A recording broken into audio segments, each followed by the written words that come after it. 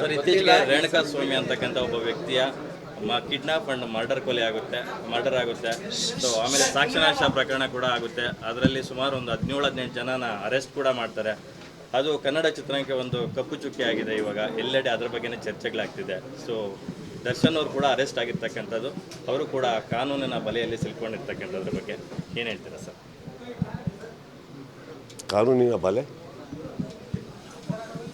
ಅಂದರೆ ಸಹಜವಾಗಿ ಪ್ರತಿ ಸಂದರ್ಭಕ್ಕೂ ಒಂದು ಆತ್ಮೀಯತೆಯಿಂದ ಸ್ಪಂದಿಸ್ತಾ ಇದ್ರಿ, ಪ್ರತಿ ವಿಚಾರ ಇದ್ದಾಗ ಅಲ್ಲ ಸ್ಪಂದಿಸೋಣ. ಕಾನೂನಿನ ಬಲೆ ಅನ್ನೋದು ಅರ್ಥ ಆಗಲಿಲ್ಲ. ಕಾನೂನಿನ ಬಲೆ ಅನ್ನೋದೇನಿದೆ, ಕಾನೂನು ಅನ್ನೋದು ಕೇಳಿದ್ದೀನಿ, ಕಾನೂನಿನ ಬಲೆ ನನಗೆ ಅರ್ಥ ಆಗಲಿಲ್ಲ. ಅದಕ್ಕೆ ಸ್ಪಷ್ಟತೆ ಕೇಳಿ. ಪೊಲೀಸ್ ಕಸ್ಟಡಿಯಲ್ಲಿ ಇದ್ದಾರಲ್ಲ, ಅದು ಬೆಲೆ ಇಲ್ಲ ಅಲ್ಲಮ್ಮ. ಇಲ್ಲ, ಕಾನೂನು ಬಗ್ಗೆ ನಾವು ಮಾತಾಡ್ಬೇಕಾದ್ರೆ ನಾನು ಈ ವಿಚಾರ ತೊಗೊಂಡು ಹೇಳ್ತಾ ಇಲ್ಲ. ಯಾವತ್ತೂ ಇವಾಗ ನಾವು ಮಾಧ್ಯಮ ಅಂತ ಹೇಳ್ಬೋದು, ಮಾಧ್ಯಮದ ಬಲೆ ಅಂದರೆ ತಪ್ಪಾಗಲ್ವ? ಹಾಗೆ ಕಾನೂನು ಅಂತ ಹೇಳ್ಬೋದು, ಕಾನೂನಿನ ಬಲೆ ಅಂದರೆ ತಪ್ಪಾಗುತ್ತೆ ಅಂತ ಅಷ್ಟೇ. ನಂದೇನು ಬೇರೇನಿಲ್ಲಪ್ಪ, ಇನ್ನೇನಿಲ್ಲ. ನನಗೆ ಗೊತ್ತಿರೋದು ಇಷ್ಟೇ, ನೀವೇನು ತೋರಿಸ್ತಾ ಇದ್ದೀರೋ ನಮಗೆ, ನಾವು ಅದರಿಂದನೇ ನಾವು ನೋಡ್ತಾ ಇದ್ದೀವಿ, ತಿಳ್ಕೊತಾ ಇದ್ದೀವಿ, ವಿಚಾರಗಳನ್ನ ತಿಳ್ಕೊತಾ ಇದ್ದೀವಿ. ಇದರಲ್ಲಿ ಅರ್ಥ ಆಗ್ತಾ ಇರೋದು ಒಂದೇನಂತಂದರೆ, ಮಾಧ್ಯಮ ಆಗಲಿ ಪೊಲೀಸ್ ಸಿಬ್ಬಂದಿಗಳಾಗಲಿ ಬಹಳ ಒಂದು ನಿಮ್ಮ ಪ್ರಯತ್ನಗಳನ್ನು ಹಾಕಿ ಸತ್ಯಾಂಶಗಳು ಹೊರಗೆ ಬರಬೇಕು ಅನ್ನೋ ವಿಚಾರದಕ್ಕೆ ನೀವು ತುಂಬ ಗೌರವಿಸಬೇಕಾದಂಥದ್ದು ಏನಂದರೆ, ತುಂಬ ಕೆಲಸ ಮಾಡ್ತಾಯಿದ್ದೀರಿ ಎಲ್ಲರೂ. ಅದನ್ನು ಎರಡನೇ ಮಾತೇ ಇಲ್ಲ.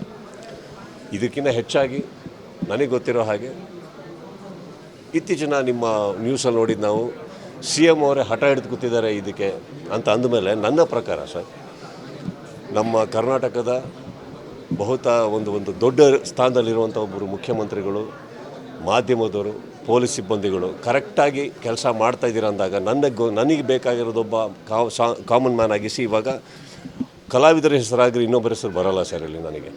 ನನಗೆ ಬರೋದು ಏನಂತಂದರೆ, ನಾವು ಅವ್ರ ಪರ ಇವ್ರ ಪರ ಅಂತ ಮಾತಾಡೋದು ತಪ್ಪಾಗುತ್ತೆ, ವಿರುದ್ಧವಾಗಿ ಮಾತಾಡೋದು ತಪ್ಪಾಗುತ್ತೆ.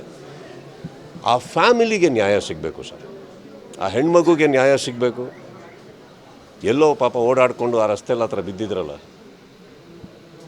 ಭಾಳ ಬದುಕಬೇಕಾದ ರೇಣುಕಾ ಸ್ವಾಮಿಯವರು, ಅವ್ರಿಗೆ ನ್ಯಾಯ ಸಿಗಬೇಕು. ಹುಟ್ಟಬೇಕಾಗಿರೋ ಆ ಮಗುಗೆ ನ್ಯಾಯ ಸಿಗಬೇಕು.